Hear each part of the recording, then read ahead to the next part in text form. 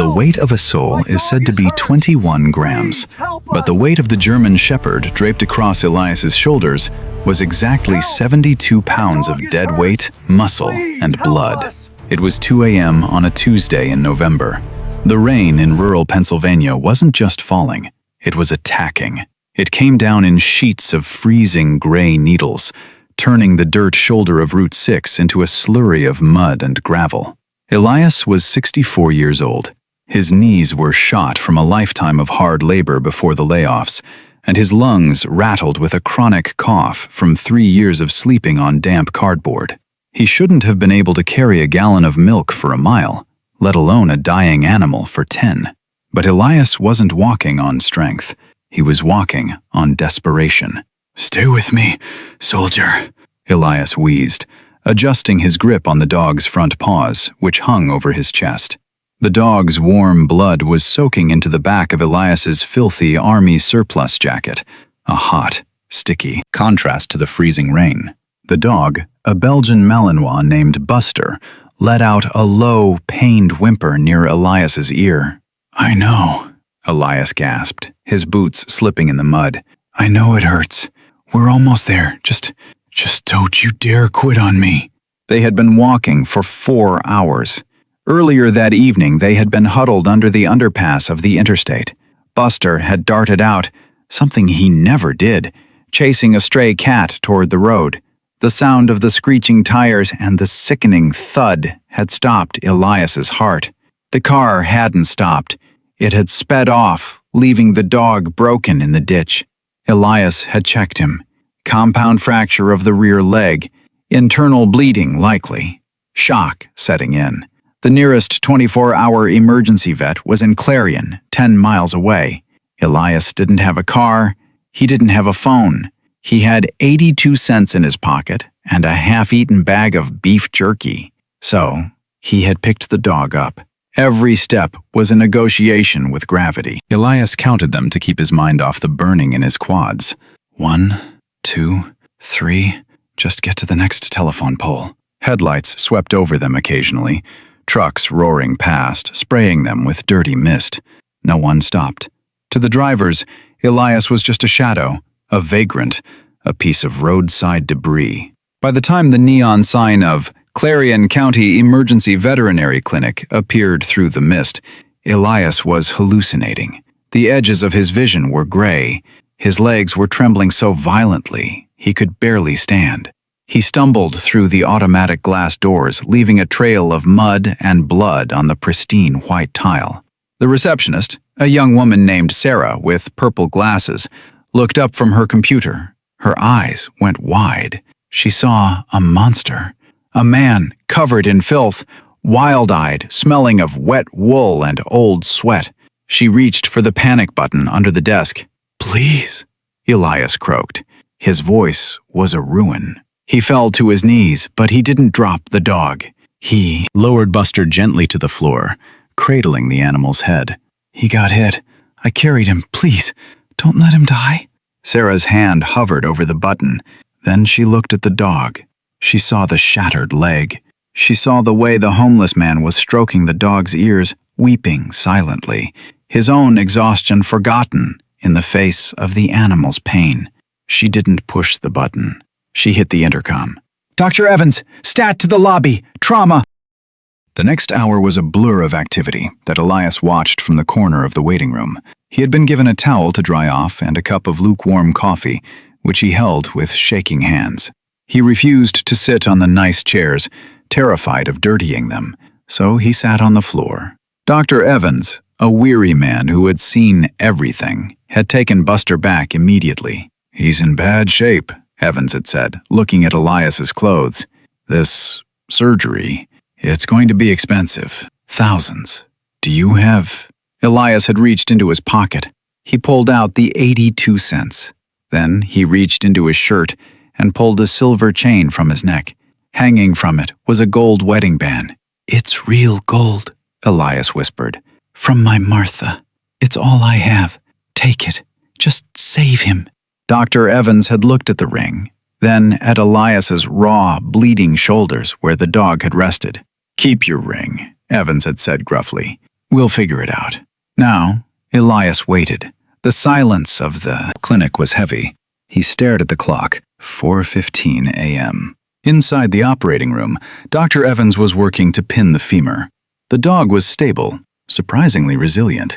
He's a fighter, the vet tech, Jessica, said, monitoring the vitals. Look at the muscle mass on him. This isn't a garbage can stray. He's built like a tank. Scan him, Evans said. See if he's chipped. Maybe he belongs to someone who can actually pay for this. Jessica grabbed the wand scanner. She ran it over the dog's shoulder blades. Beep. Got one, she said. She looked at the number on the digital display. It's an Avid chip, but the prefix is weird. It's not the usual manufacturer code. She went to the computer terminal in the corner of the OR to run the number through the national database. Dr. Evans continued suturing the leg. What's the owner's info? There was a long silence from the corner. Jessica? Doctor? Jessica's voice was trembling. Come look at this. Evans tied off the stitch and walked over. On the screen, the database search result was flashing. It wasn't a standard pet registration. There was no owner name, no address, no phone number. There was a bright red banner across the top of the screen. Dr. Evans stared at the screen. He looked at the dog on the table, the stray that a homeless man had carried 10 miles. Is that? Jessica pointed to the code name listed under the identity. Canine Unit, Orion. Handler, Special Agent Marcus Hale. Deceased. Oh my God, Evans whispered. This isn't a pet. This is a ghost. He looked at the waiting room door. Who is that man out there? He said his name is Elias, Jessica said. He said he found the dog 6 months ago. Dr. Evans swallowed hard. Call the number. Tell them we have Orion. And tell them the man who has him is in the waiting room. Elias had dozed off, his head resting on his knees. He woke up to the sound of tires screeching in the parking lot. He looked out the glass doors. It wasn't an ambulance. 3 black SUVs had pulled up to the curb, boxing in the entrance. The rain was still falling, but the scene was illuminated by the harsh white headlights of the vehicles. Men were getting out. They weren't police. They wore tactical gear with FBI emblazoned in yellow on their backs. They carried rifles. Elias scrambled to his feet, panic seizing his chest. They found me. His mind flashed back to a life he had tried to bury, a life before the streets. But no, he hadn't done anything wrong. He was just a man who lost his job, then his house, then his way. He wasn't a criminal. The door burst open. Federal agents! Nobody move! 4 agents swept into the lobby, weapons raised. Sarah, the receptionist, screamed and ducked under her desk. Hands! Show me your hands! The lead agent yelled, aiming an M4 carbine directly at Elias's chest. Elias raised his trembling hands. I didn't steal him! He cried out, assuming they were here for the dog. I found him! I saved him! Get on the ground, now! 2 agents rushed him. They kicked his legs out from under him, slamming him face first onto the linoleum. Elias wheezed as a knee pressed into his back. The handcuffs clicked tight. Clear! An agent shouted. Dr. Evans came out of the back, his hands up. The dog is in recovery. He's sedated. He's stable. A tall man in a suit walked in behind the tactical team. He looked like he hadn't slept in a week. He walked straight to the receptionist's desk. I'm Assistant Director Vance, he said, flashing a badge. Where is the animal? In the back, Evans stammered. But, sir, this man, he carried him. He walked 10 miles. Vance turned and looked down at Elias, who was pinned to the floor. Vance's expression was unreadable. It was a mix of fury and confusion. Get him up, Vance ordered. The agents hauled Elias to his feet. What is your name? Vance demanded. Elias, he shook. Elias Thorne. Vance's eyes narrowed. Thorne? The mechanic? Elias blinked. I used to be. A long time ago. Vance looked at his team. Run him. Now. He turned back to Elias. Do you know what that dog is? He's Buster, Elias said. He's my best friend. His name isn't Buster, Vance said coldly. His name is Orion. He is a highly classified explosive detection asset. He vanished 8 months ago during a raid in Pittsburgh where 2 of our agents were killed. We thought the cartel took him, or killed him." Vance stepped closer, invading Elias's space. "So you explain to me, Mr. Thorne, how a homeless mechanic ends up with a federal asset that holds the key to a triple homicide." "I found him in a dumpster," Elias yelled, finding his courage. "In an alley in Cleveland. He was skinny. He was scared. He had a gash on his side. I stitched him up. I fed him when I didn't feed myself. I didn't know he was a cop. I just knew he was a dog." Vance stared at him. He was looking for the lie. He was trained to spot deception. "You walked 10 miles?" Vance asked. "He was hurt," Elias said, tears mixing with the grime on his face. "I couldn't let him die. I carried him. Ask the vet. Look at my back." Vance looked at Dr. Evans. Evans nodded vigorously. "He did. His back is raw. He offered me his dead wife's wedding ring to pay for the surgery." Vance paused. He tapped his earpiece. "Status on the ID?" A voice crackled in his ear. "Clean, sir. Elias Thorne. No warrants. Lost his home in 19. Disappeared from the grid. He's a nobody." Vance looked at Elias. The hardness in his eyes began to fracture. "Let him go," Vance said. The agents uncuffed Elias. He rubbed his wrists, looking terrified. "I didn't hurt him," Elias whispered. "I know," Vance said softly. "If you wanted to hurt him, you wouldn't have destroyed your own body to save him tonight." Vance walked toward the back. "I need to see the dog. If it is Orion, he's the only witness we have." They brought Elias back to the recovery kennel. Orion, Buster, was waking up from the anesthesia. He was groggy, his leg heavily bandaged. When Vance walked in, the dog lifted his head. He sniffed. He didn't react. He just laid his head back down. Then Elias walked in. The change was instantaneous. The dog's tail thumped against the metal cage. He let out a high-pitched whine, trying to drag himself toward the grate. "Hey, buddy," Elias whispered, falling to his knees by the cage. "I'm here. You're okay." He stuck his fingers through the wire mesh. The dog licked them frantically. Vance watched the interaction. He saw the bond. It wasn't just a man and a dog.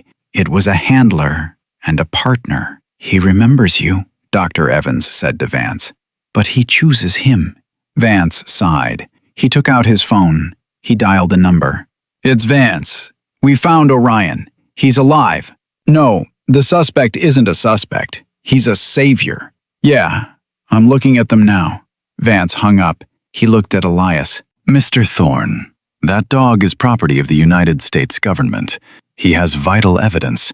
We believe the cartel might have implanted something, or he might lead us to the stash house if we retrace his GPS data from his old caller, if we can find where you found him." Elias went pale. "You're taking him." "I have to," Vance said. "He has to go to Quantico. He needs to be debriefed, medically cleared, and retired." Elias slumped against the cage. He touched the dog's nose one last time.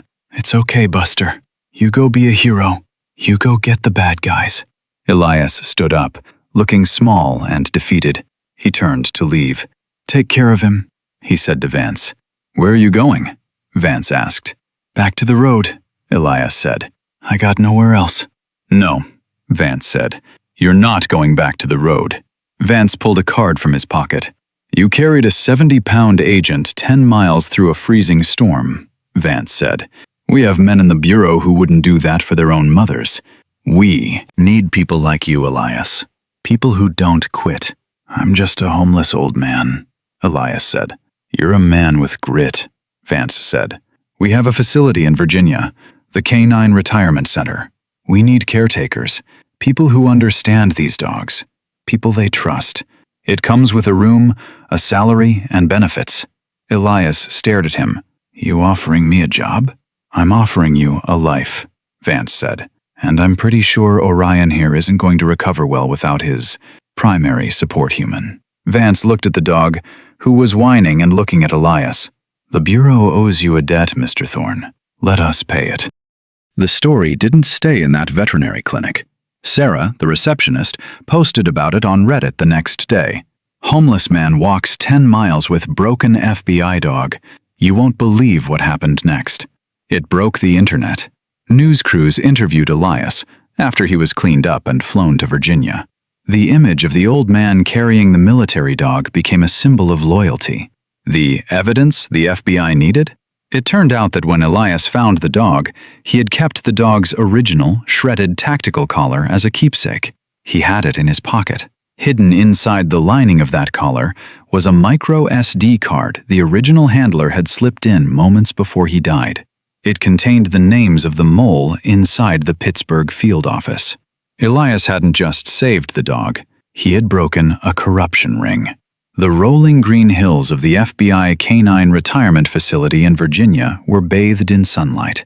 Elias sat on the porch of a small, neat cottage on the edge of the property. He was wearing clean jeans and a polo shirt with the FBI logo. He held a cup of coffee, looking out at the field. He whistled.